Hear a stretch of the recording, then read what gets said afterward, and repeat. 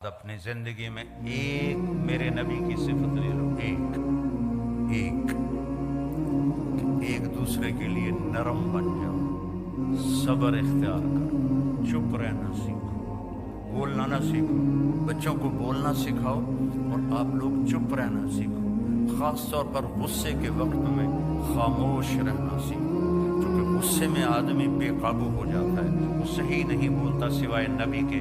تو جب بیوی پہ غصہ آئے خاموش ہو جاؤ، بیوی کو خامد پہ غصہ آئے خاموش ہو جاؤ۔ ویسے بھی تم لوگ تو بیویوں کے سامنے خاموش ہی ہوتے ہوگے،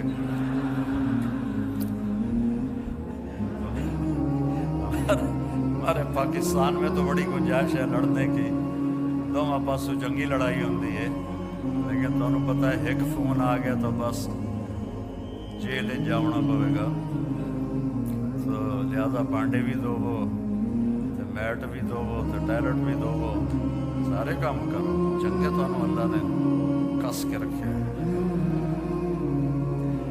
تو میرے بھائی بہنوں میں کہتا ہوں ایک صفت میرے نبی کی، صبر، خاموشی، غصہ آئے خاموشی، برداشت کرنا سیکھو، برداشت کرنا، اللہ کی قسم آپ کی زندگی جنت بن جائے گی، برداشت کرنا سیکھو آپ کی زندگی جنت بن جائے گی، معاف کرنا سیکھو آپ کی زندگی خوشیوں سے بھر جائے گی، بدلہ لینے میں وہ راحت نہیں جو معاف کرنے میں راحت، بولنے میں وہ راحت نہیں جو چپ رہنے میں راحت۔ آپ جہاں مرضی رہو، اپنی زبان قابو میں کر لو اور صبر کو اپنی زندگی کا ساتھی بنا لو، معاف کرنا اپنی طبیعت بنا لو، بغیر حساب کتاب کے جنت میں جاؤ گے۔ اپنی اولاد کے سامنے بھی خاموش ہو جاؤ،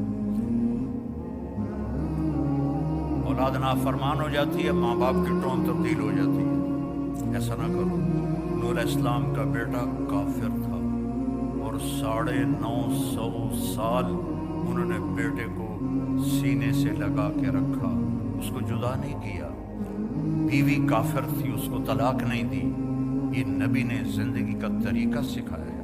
لوط علیہ السلام کی بیوی کافر تھی، آپ نے اسے طلاق نہیں دی۔ یعقوب علیہ السلام کے بیٹے نافرمان تھے، ان ابانا لفی ضلال مبین، ایسا کڑوا بول باپ کے بارے میں، جو نبی کے بیٹے، نبی کے پوتے اور یوسف علیہ السلام کے بھائی اپنے باپ کے بارے میں کہہ رہے ہیں ہمارا باپ بہت گمراہ ہے، استغفر اللہ۔ اور یعقوب علیہ السلام نے، لوگ علماء سورہ یوسف بیان کرتے ہیں نا تو صرف یوسف علیہ السلام کو ہائی لائٹ کرتے ہیں، میں یعقوب علیہ السلام کو ایز اے باپ ہائی لائٹ کرتا ہوں کہ قرآن نے جو تصویر باپ کی دکھائی ہے کہ باپ کیسا ہونا چاہیے، سورہ یوسف میں اللہ نے باپ کی تصویر دکھائی ہے، اور موسیٰ علیہ السلام کے قصے میں اللہ نے ماں کی تصویر دکھائی ہے۔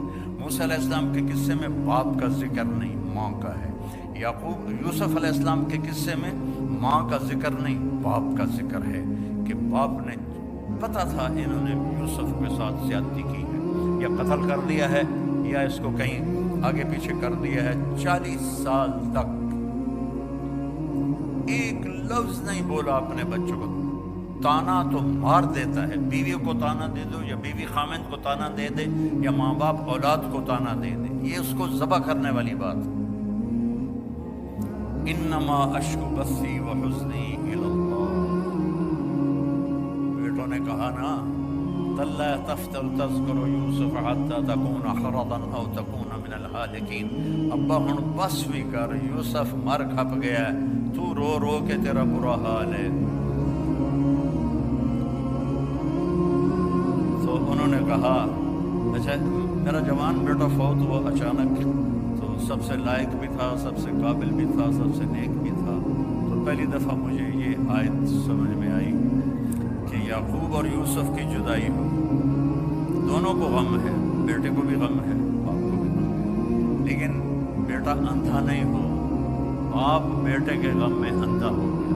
وَابْيَضَّتْ عَيْنَاهُ مِنَ الْحُزْنِ فَهُوَ كَظِيمٌ، یوسف کے غم میں ان کی آنکھیں ختم ہو، سفید ہو گئیں، یعنی یہ جو درمیان والی پتلی ہے یہ بھی غائب ہو گئی. اتنا دکھ دیکھا، جیسے بچپن جیسے پیدائشی اندھے ہوتے ہیں ان کی پتلی نہیں ہوتی، اس طرح غم تھا کہ پتلی غائب ہو گئی. 40 سال وَبِيَضَّتْ عَيْنَاهُ.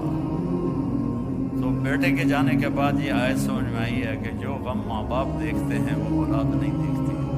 ماں سامنے گئی، باپ سامنے گیا، چاچے سامنے گئے، تائے سامنے گئے، کزن سامنے گئے، لیکن عاصم کا جانا کوئی اور طرح کا ہی تھا.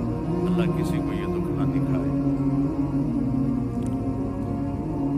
قبر میں آپ تو مسرات ہیں، ہم لوگ قبر میں اتارتے ہیں جب ایک تاریک کوٹھڑی میں تو دل ہل جاتا ہے. لیکن سب سے زیادہ جو